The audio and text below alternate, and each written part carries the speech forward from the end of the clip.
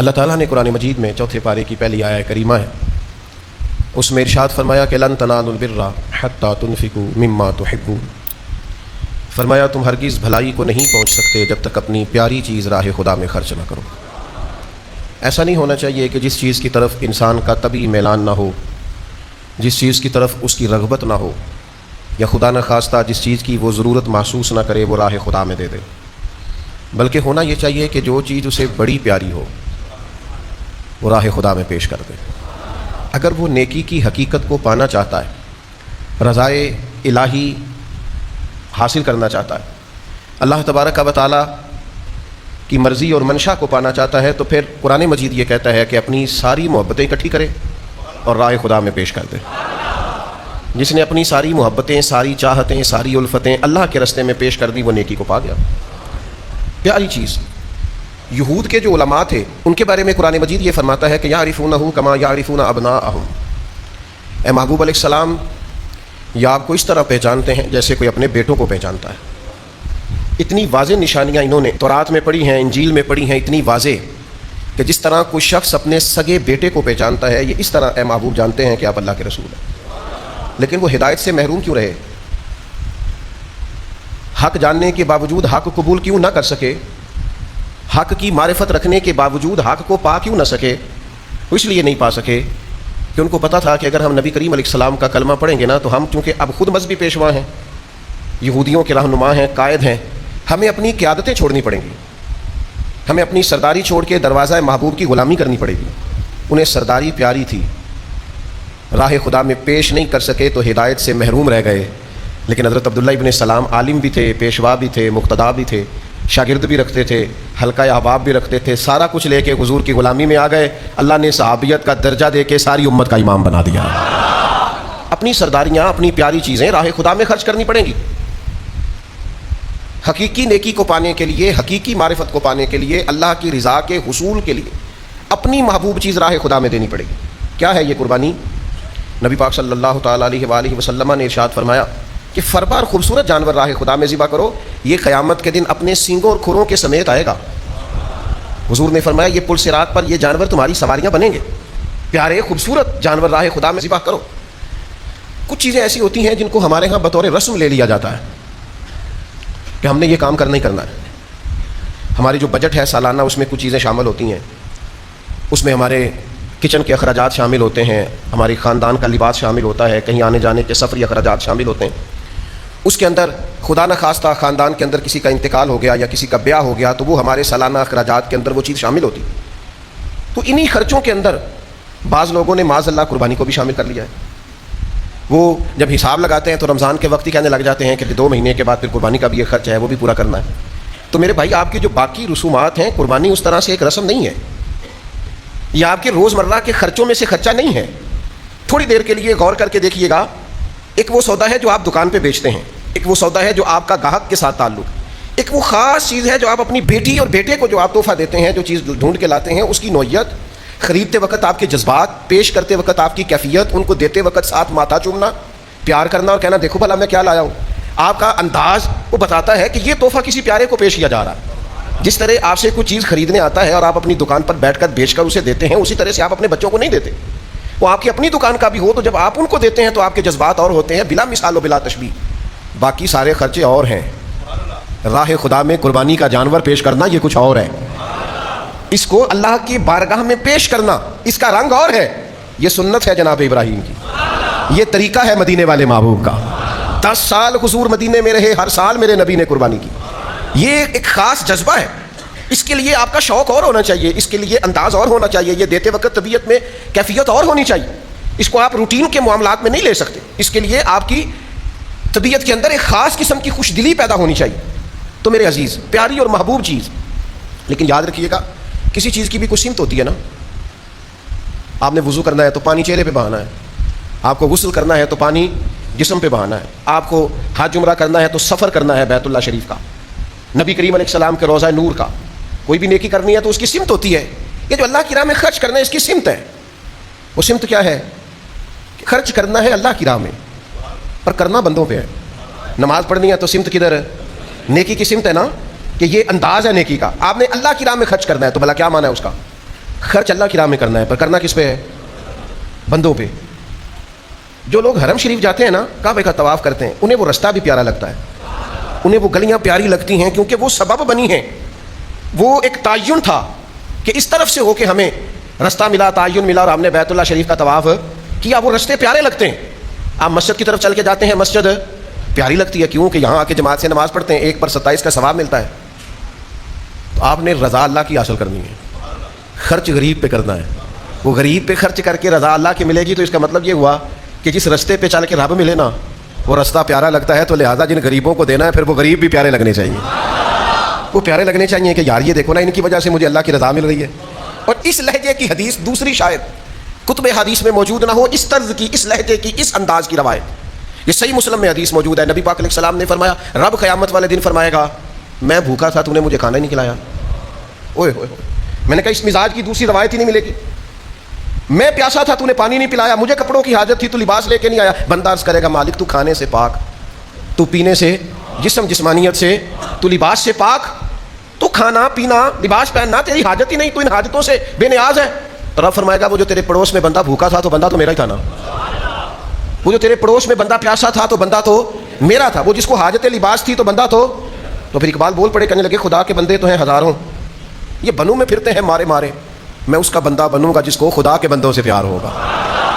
خدا کے بندے تو اور بنوں میں پھرتے ہیں مارے مارے، میں اس کا بندہ بنوں گا جس کو خدا کے بندوں سے پیار ہو۔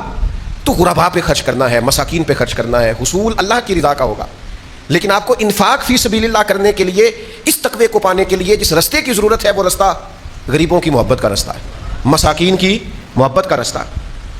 اور پھر جب خرچ کرنا جو ہے، ایک کام کرنا جو ہے، تو میں نے کئی دفعہ آپ سے عرض کیا ہے، تنگ آ کے بھی کام ہو ہی جاتا ہے، اور خوش ہو کے بھی کام، تنگ آ کے بندہ کرے تو تھک جلدی جاتا ہے، خوش ہو کے کرے تو تھکاوٹ سکون میں کر لیتا ہے۔ کام وہی ہے، آپ اس کا مزہ لے کے کریں، آپ اس کا سرور لے کے کریں، آپ اس کا ذائقہ لیں، آپ کا کام آپ کا شوق بن جائے، آپ کا کام آپ کی لگن بن جائے، وہ تھکائے گا نہیں، وہ لطف دے گا، اس کے اندر آپ کو محسوس ہوگا کہ خوبصورتی پیدا ہو گئی ہے، لذت آنے لگ گئی ہے۔ قربانی کرنی تو ہے، تو میرا خیال ہے جس سے خریدنے جائیں اسے بھی نہ ہی لڑیں تو بہتر ہے، اور میرا خیال ہے کہ گھر میں لا کے بھی غصہ نہ ہی کرے تو بہتر ہے کہ انہیں پیسے قربانی تو لگ گئے نا۔ اور پھر یہ کہ جب آپ ذبح کریں تو ذبح کرنے والے کے ساتھ بھی اگر لہجہ میٹھا ہی ہو تو میرا خیال ہے کریں گے، لینے آنے والے بھی بعض اوقات تنگ کریں گے، لیکن اگر انداز خوبصورت ہی ہو تو میرا خیال ہے زیادہ بہتر ہے۔ اور دیکھیں نبی پاک صلی اللہ تعالیٰ علیہ وسلم بات کر دیتے، لیکن بات کے اندر اس قدر جاذبیت پیدا ہو جاتی کہ لفظوں کو گویا حسن مل جاتا۔ حضور بولتے تو جیسے جملوں میں خوشبو پیدا ہو جاتی، جیسے الفاظ کو اندازہ ہوتا کہ ہماری بڑی قیمت ہے۔ المعجم الکبیر میں امام طبرانی نے سرکار کا فرمان لکھا ہے، کریم محبوب علیہ الصلوۃ والسلام ارشاد فرمانے لگے، خوش دلی سے قربانی کرنا، جو خوش دلی سے قربانی کرے گا اس کی قربانی اس کے اور جہنم کے درمیان حجاب بن جائے گی، پردہ بن جائے گی، روک بن جائے گی۔ خوش دلی والی قربانی بندے کو دوزخ میں جانے نہیں دے گی، لیکن حضور نے خوش دلی کی شرط لگائی ہے۔ کس کی شرط لگائی ہے؟ دل خوش ہو، جانور خریدتے وقت بھی خوش ہو، گھر لاتے وقت بھی خوش ہو، اس کو چارہ کھلاتے وقت بھی دل خوش ہو، اور جناب پھر بانٹتے وقت بھی دل خوش دلی سے آپ قربانی کریں۔ تو فرمایا یہ جہنم میں اور تمہارے درمیان یہ بن جائے گی رکاوٹ، پردہ، حجاب۔ پھر میں آپ سب کی خدمت میں ایک بات عرض کروں گا کہ کسی بھی دینی عبادت کو کبھی مشکل نہ بنائیں۔ قربانی کاروبار نہیں، قربانی عبادت ہے۔ بڑی محنت کی ہے اس نے، جس نے 2 سال تک بچڑا پالا ہے اور 5 سال تک اونٹ پالا ہے، اس کا حق بنتا ہے وہ قیمت وصول کرے، لیکن وہ ایک بات کو سمجھ لے کہ میں مسلمان ہوں، اور قربانی تجارت نہیں ہے، قربانی عبادت ہے۔ وہ اپنی قیمت وصول کرے، رقم لے۔ خرید کے لانے والا بھی اس چکر میں نہ پڑے کہ او خو یہ کیا ہو گیا، میں تو مہنگا لے آیا ہوں، مجھے تو آخری رات پتہ چلا کہ قیمتیں تو بڑی گر گئی تھی۔ او خدا کے بندے، تیرے جتنے لاکھ لگے راہ خدا میں لگے، اللہ کے حضور پیش ہو گئے، وہ تیرے لیے ذخیرہ آخرت بن گئے۔ اس کو آسان بنائیں، بیچنے والا بھی، خریدنے والا بھی، ماحول میں بانٹنے والا بھی، اس میں کسی کے لیے تکلیف کا سامان نہ کریں۔ نہ چڑھائیں آپ فوٹو کہ میں نے یہ جانور خرید لیا ہے، کوئی فرض ہو گیا ہے، سوشل میڈیا پہ کچھ اور چڑھا لیں۔ آپ بکرا لے کے ناراض نہیں ہونا مجھ سے۔ میں نے دیہاتوں میں وہ مائیں دیکھی ہیں جو گلی کے اندر چیزیں بیچنے والے کو کہتی تھی، پائیے اتھوں ذرا چپ کر کے لنگ جا، میرا منڈا ضد کرتا ہے، پیسے نہیں ہیں میرے پاس، تو میرا بچہ ضد کرتا ہے، تو یہاں آواز نہ دے کے تو کیا بیچتا ہے۔ وہ اس ڈر سے بچوں کو سلا دیتی ہے، وہ اس ڈر سے گلی میں پھر کھلونے بیچنے والا نہ آ جائے۔ تیری سوشل میڈیا پہ چڑھی ہوئی تصویر اگر کسی غریب اور مجبور باپ کو کٹہرے میں کھڑا کر دے، اور اس کا نہ سمجھ بیٹا اور نہ سمجھ بیٹی اور چھوٹا بیٹا اور چھوٹی بیٹی اس کا پلو پکڑ کے پوچھیں کہ ابا جی ہم نے قربانی کیوں نہیں لی، میں نے بھی فوٹو بنانی تھی، تو مہربانی کرو نا ذرا، مشکل تو نہ کرو دوسروں کی. میں نے پچھلے سے پچھلے سال کہا تھا پوچھ دے کیوں ہو کسی سے کہ قربانی لی ہے کہ نہیں. آپ کو اگر سمجھ آ گئی یا نہیں لی تو آپ طے کر لیں کہ میری لسٹ میں نام آ گیا، گوشت اس کے گھر پہنچانا ہے. مشکل کیوں کر رہے ہیں لوگوں کو؟ مشکلات نہ پیدا کریں آپ. اب میں نے اتنے لاکھ کا لیا اور میں نے اتنے کروڑ کا لیا اور میں نے یہ کیا، یہ فخر کا باعث نہیں، یہ عبادت ہے. اور عبادتیں زیادہ اجر اس وقت دیتی ہیں جب چھپی ہوئی ہو، بندے کو پتا ہو یا اللہ کو پتا ہو. ہاں میں ایسے لوگوں کو جانتا ہوں قربانی ان کی ہوتی ہے، بندی کسی اور کے ڈیرے پہ ہوتی، ذبح کہیں اور ہو رہی ہوتی، وہ کوشش کرتے ہیں کہ کسی کو خبر نہ ہو. تو میرے بھائی اس کو کسی قسم کی مشکل کا ذریعہ. ایک چھوٹی سی بات اور بھی ہے، آپ کو پتہ ہے کسائی کو بڑی جلدی ہوتی ہے عید والے دن، اور ہمیں بھی بڑی جلدی ہوتی ہے کہ پہلے میرا نمبر. پہلے میرا خیال ہے عید کا سارا دن جھوٹ بول کے نہیں گزارنا چاہیے. وہ کہے میں آیا اور آپ کہیں کتنی دیر میں، تو آپ کو بھی پتہ ہے کہ اگر اس نے کسی جگہ اور بھینسا یا بچڑا گرا لیا ہے تو وہ جلدی فارغ ہونے والا. ہم کیا کرتے ہیں بعضوں کا جھوٹ کی دنیا آباد کرتے ہیں. کسائی کو جلدی ہے، آپ کے گھر ہی نہیں آیا، اس نے آپ کے بعد بھی 2 جگہ پہ جانا ہے. اب سنو حدیث، مستدرک میں حدیث موجود ہے. نبی کریم صلی اللہ تعالی علیہ وسلم گزرے تو ایک شخص نے بکری کی گردن پر پیر رکھا ہوا تھا اور چھری تیز کر رہا تھا. اور یہ میں نے اپنی آنکھوں سے کرتے ہوئے دیکھا ہے کسائیوں کو. جانور کو سارے پکڑ لیتے ہیں اور پھر وہ چھری تیز کرنے لگتا ہے. مستدرک کے اندر حدیث موجود ہے، اس نے جانور کے گردن پر پیر رکھا ہوا ہے اور چھری تیز کر رہا ہے. حضور تشریف لے آئے، نبی پاک علیہ السلام نے فرمایا تم اسے بہت ساری موتیں دینا چاہتے ہو، کئی موتیں دینا چاہتے ہو اسے. چھری کہیں اور تیز کر، اس کی آنکھوں کے سامنے نہ کر، اور سارا انتظام مکمل کر تو پھر بسم اللہ اللہ اکبر کہہ کے اسے ذبح کر. لیکن وہ چونکہ جلدی پڑی ہے، چونکہ یہاں سے وہاں بھی جانا ہے پھر وہاں سے آگے بھی جانا ہے، تو بھائی شریعت نے 3 دن دیے ہیں. آپ کو ایک لمبا چوڑا وقت دیا ہے قربانی کے لیے، اور اب وہ دور نہیں ہے کہ سال بیت گیا گوشت نہیں کھایا. اب تو فریزر سارا سال بھرے رہتے ہیں. لہذا بہت اطمینان کے ساتھ یہ کام کیجیے. ایک اپیل اپنی طرف سے بھی کرنی ہے. صفائی نصف ایمان ہے. طہارت اسلام کا حسن ہے. دین اسلام کا اگر کوئی اور نام رکھا جا سکتا ہے تو دین پاکیزگی ہے. یہ صاف ستھرا دین ہے. ہر نماز کے لیے تازہ وضو کرنے کا کہتا ہے، یہ اجلے لباس کی بات کرتا ہے، یہ خوشبو کو سنت کہتا ہے، یہ مسواک کی محبت دلاتا ہے. قربانی تو عبادت تھی، عبادت میں تو صفائی ہونی چاہیے. اور ہم نے شہروں کے شہر بھر دیے ہیں گند سے. قربانی کی ہے اور جانوروں کے فضلات پھینکے ہیں، یہاں بھی پھینک دیا، وہاں بھی پھینک دیا، یہاں بھی پھینک دیا. وہ جناب اٹھائیں گے جن کی ذمہ داری ہے. تو میرا تو خیال ہے ملک ہم سب کا ہے، ہم سب کی ذمہ داری ہے.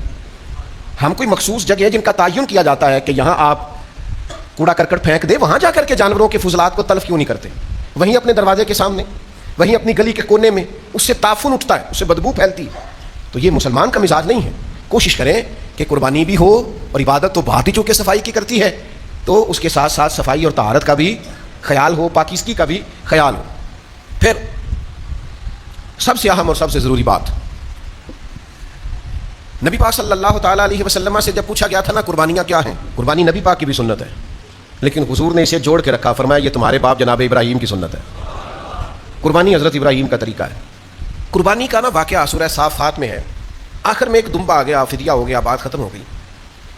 قربانی میں دمبا آئے گا، اسے ذبح کیا جائے گا، اللہ کے نام پر قربان کر کے اللہ کی مخلوق میں بانٹ دیا جائے گا. قربانی کا یہ فلسفہ ہے، یہ بات مکمل ہو گئی. لیکن میں جب سورہ صافات کو دیکھتا ہوں نا تو مجھے سب سے زیادہ پیار پتہ کس بات پہ آتا ہے کہ قربانی کا سارا رنگ اپنی جگہ پر، لیکن جو باپ اور بیٹے کی گفتگو ہے نا، سارے نعت خانوں نے نا شعر ماں کی شان میں لکھے ہیں، پڑھے بھی اماں کی شان میں ہی جاتے ہیں. اور ٹھیک ہے بھائی، اماں کا پیار اس کی کوئی حد کو پہنچ سکتا، لیکن چلو تھوڑا سا ابا جی کا بھی پیار شامل کر لو، ہلکا پھلکا چلو ابا جی کا بھی کئی ذکر کریں. 2 محبتیں قرآن پاک نے بیان کی ہیں. قرآن پاک میں دونوں باپ بیٹے کی ہیں.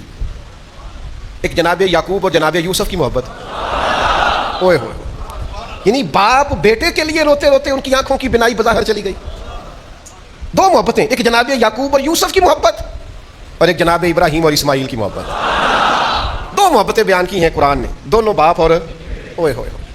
کدے پتر نو سمجھ لگے نا ابا پیار کردہ کہ نہ ہے، اس کو پتہ ہی کوئی نہیں.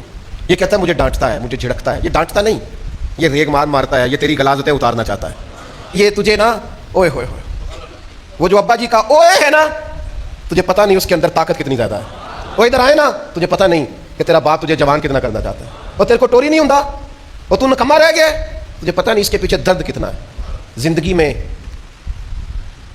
جو باپ کی جھڑکیاں سہ گیا نا، انشاءاللہ کسی اور کی کھانی نہیں پڑیں گی. بس کامیاب ہو گیا، کسی اور کی نہیں کھانی پڑے گی، سہ جائے. اور جو باپ کے سامنے اونچا بولتے ہیں وہ یاد رکھیں، جو باپ کے سامنے اونچا بولتا ہے اس کا قد کبھی اونچا نہیں ہوتا، اس کا کردار کبھی اونچا نہیں ہوتا، اس کو کبھی دنیا میں وہ وقار نہیں ملتا جو اس کا حق ہے. قربانی آ گیا مینڈا، وفدیناہ بذبح عظیم آ گیا، بات ختم ہو گئی. پر یہ ذرا باپ بیٹے کی گفتگو تو سنو کیا ہو رہی ہے. اے ذرا پیو پتر دیا گلاں سورہ صافات. باتیں اتنی پیاری تھیں باپ اور بیٹے کی کہ اللہ نے قرآن میں ذکر فرما دی. یعنی اللہ کہتا ہے تو میں نہ دسا پلا دو میں گلا کی کرتے سنو تو بندے پوچھتے نا اتنے کی گلاں ہو رہی ہیں سن بھائی ادھر کیا باتیں چل رہی تھیں.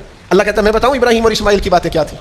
یہ سورہ صافات کبھی اس کا مزہ لینا, مجھے تو خیر بڑا لطف آتا ہے, میں جب بھی پڑھتا ہوں ہر سال پڑھتا ہوں, کئی بار پڑھتا ہوں, مزہ لیتا ہوں. یہ سورہ صافات ہے 23واں پارہ ہے 100 نمبر آیت سے بات شروع ہو رہی ہے. اللہ کہتے ہیں پہلے تو ابراہیم نے دعا مانگی. چلیں اپنے لفظوں میں بات کرتے ہیں. منتا مرادانہ پتر لیا, منتا مرادانہ. پرانے وڈیرے آندے سن تانوں کو منتا مرادہ منگنیاں پیندیاں نا تے بالاں دی قدر ہوندی. پہلے تو حضرت ابراہیم نے دعا مانگی, کہا ربی ھب لی من الصالحین, الہی مجھے بھی صالح اولاد عطا فرما.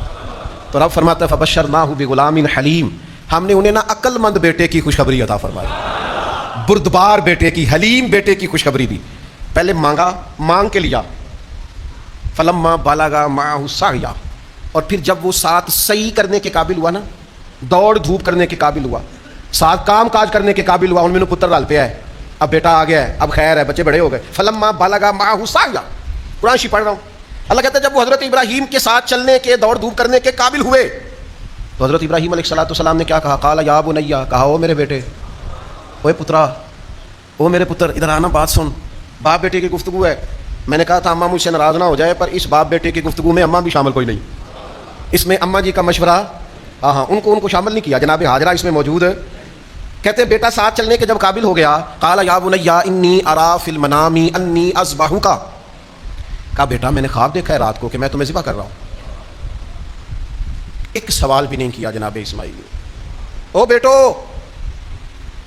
اللہ کا قرآن, ایک سوال بھی نہیں پوچھا. یہ بھی نہیں پوچھا ابا جی خواب کی تعبیر کیا ہے, ابا جی مثلا نبی کو خواب آئے تو کیا ہوتا ہے, کیونکہ حضرت اسماعیل جانتے تھے میرا باپ نبی ہے اور نبی کی خواب وحی الہی ہوتی ہے. کوئی تفسیر نہیں پوچھی. کہا میں نے خواب دیکھی انی اذبحک فانظر ماذا تری, تیری کیا رائے ہے پتر, پھر کیویں کریے, تیری کیا رائے ہے. کیا کہا جواب, قال یا ابت افعل ما تؤمر. میں اس کا ترجمہ نہیں کر سکتا, میرے فہم سے, میری سمجھ سے, میرے ادراک سے باہر ہے. وہ کہتے ہیں میں نے خواب دیکھی ہے, میں ذبح کر رہا ہوں. کہنا چاہیے تھا ابا جی کر دے ذبح. جواب یہ ہے, کہا یا ابت افعل ما تؤمر, ابا جی نرا ذبح نہیں, رب جو کہتا ہے آپ وہ میرے ساتھ کریں, جو حکم ہوتا ہے کریں, چاہے ذبح کریں چاہے جلا دیں, چاہے ذبح کریں چاہے ٹکڑے ٹکڑے کر دیں, جو دل میں آتا ہے. یاری جو تیری سونا ہے تے پھر ازمائشاں بھی تیریاں اگ, یہ سونا پرکھیا جامد ہے, پہلو نہ لگاں دے لگ, ٹھیک ہے. یا ابت افعل ما تؤمر, جو رب کہتا ہے, جو حکم ہوتا ہے آپ میرے ساتھ کریں. ستجدنی انشاء اللہ من الصابرین, مجھے آپ انشاءاللہ صبر کرنے والوں میں سے پائیں گے. اچھا پھر اللہ کیا کہتا ہے, فلما اسلم وتلہ للجبین, فرمایا دونوں باپ بیٹا حکم ماننے کو تیار ہو گئے اور باپ نے بیٹے کو پیشانی کے بل لٹا لیا. یعنی پوری تیاری ہو گئی, چھری آ گئی, سامان مکمل ہو گیا. اچھا یہ میں نے کہا قربانی کا فلسفہ اپنی جگہ پر, جو گفتگو ہے نا باپ بیٹے کی, یہ جو چند جملے ہیں ان کی رانائی دیکھیں. جو حکم ہوتا ہے کرے, فلما اسلم وتلہ للجبین, اللہ کہتا ہے وہ تیار ہو گئے تھے دونوں, انہوں نے پیشانی کے بل لٹا لیا تھا, وہ تیار ہو گئے تھے. ونادیناہ ان یا ابراہیم, ہم نے ندا دی, ہم نے آواز دی. حضرت جبریل کو نہیں بھیجا یا اللہ, پھر میں نے ندا دی, خدا خود میر مجلس بود, ہم نے ندا دی. کیا ندا دی, قد صدقت الرؤیا, اے ابراہیم آپ نے تو خواب سچا کر دکھایا. ان کذالک نجزی المحسنین, ہم اسی طرح صلہ دیتے ہیں نیک لوگوں کو. ابھی آپ نے تفسیر سمجھنی ہے تو اور مزہ آنا آپ کو. ہم اسی طرح صلہ دیتے ہیں نیک لوگ. یا اللہ صلہ کیا ہے, صلے تو قیامت میں ملنے ہیں, صلے تو آگے. صلہ کیا ہے تو سن لو نا. مفسرین کہتے ہیں یہ جو بندہ رب کے سامنے جھک جاتا ہے نا, تو یہ جھک جانا بھی اللہ کی طرف سے انعام ہی ہے. رب کے حکم پر سر تسلیم خم کرنا, اس کی مان لینا, یہ بھی بہت بڑا انعام ہے. فرمایا اسی طرح ہم صلہ دیتے ہیں نیک لوگوں کو. انا ھذا لہو البلاء المبین, فرمایا بے شک یہ بہت بڑی آزمائش تھی. وفدیناہ بذبح عظیم, تو ہم نے نا ایک ذبح عظیم کا فدیہ دے دیا. اللہ نے فدیہ دے دیا. کوئی کسی کا صدقہ دیتا ہے, کوئی کسی کا صدقہ دیتا ہے, رب کہتا ہے میں نے فدیہ دے دیا. ایک دمبا بھیج دیا. وترکنا علیہ فی الآخرین, اور بعد والوں میں سے باقی رکھا. قیامت تک اس کا ذکر ہوتا رہے گا. یہ بعد والوں میں ہم نے اس فدیے کو, اس جانور کے ذبیحہ کو, پیچھے کیا ہے باپ اور بیٹے کی حسین گفتگو, اگلی جو آیت ہے نا اس نے اس سلے کو اور مضبوط کر دیا. فرمایا ہم نے بعد والوں میں اسے باقی رکھا اور فرمایا سلام علی ابراہیم. سلام علی ابراہیم. کائنات کا مالک رب کہتا ہے سلام ہو ابراہیم پر, سلام ہو ابراہیم پر, سلام ہو. کوئی دیتا ہے نا کسی کو 21 توپوں کی سلامی, کوئی دیتا ہے نا کسی کو گارڈ آف آنر, کوئی دیتا ہے نا کسی کو کسی رنگ میں سلامی. اللہ کا قرآن کہتا ہے سلامی ہو جناب ابراہیم کے لیے. اس لیے کہ اللہ کے حضور سر تسلیم خم کرنا یہ اصل کامیابی. میں آپ کی خدمت میں عرض کروں, قربانی بھی رب کا نام ماننے کا نام ہے, اس کا حکم ماننے کا نام. تھوڑی سی للہیت اور قلبی کیفیت اس لحاظ سے مضبوط کریں. پہلے بھی مسئلہ عرض کیا تھا, پھر عرض کرتا ہوں. قربانی کا سارا گوشت گھر میں کھانا جائز ہے. آپ کے بچے زیادہ ہیں سارا کھا لیں, پر جس طرح سارا گھر کھانا جائز ہے نا, اس طرح سارا بانٹ دینا بھی جائز ہے. یعنی اپنی مرضی کا جائز ہمیں قبول ہوتا ہے, دوسرے والا بھی سارا بانٹ دیں آپ, کوئی عرض والی بات نہیں. میں پھر بار دیگر آپ کی خدمت میں یہ عرض کروں گا, للہیت سے, خلوص سے اور اللہ کی بارگاہ میں نہایت عاجزی کے ساتھ قربانیاں پیش کریں. اللہ تبارک و تعالی ہر ایک کی قربانی اپنی بارگاہ میں قبول کرے.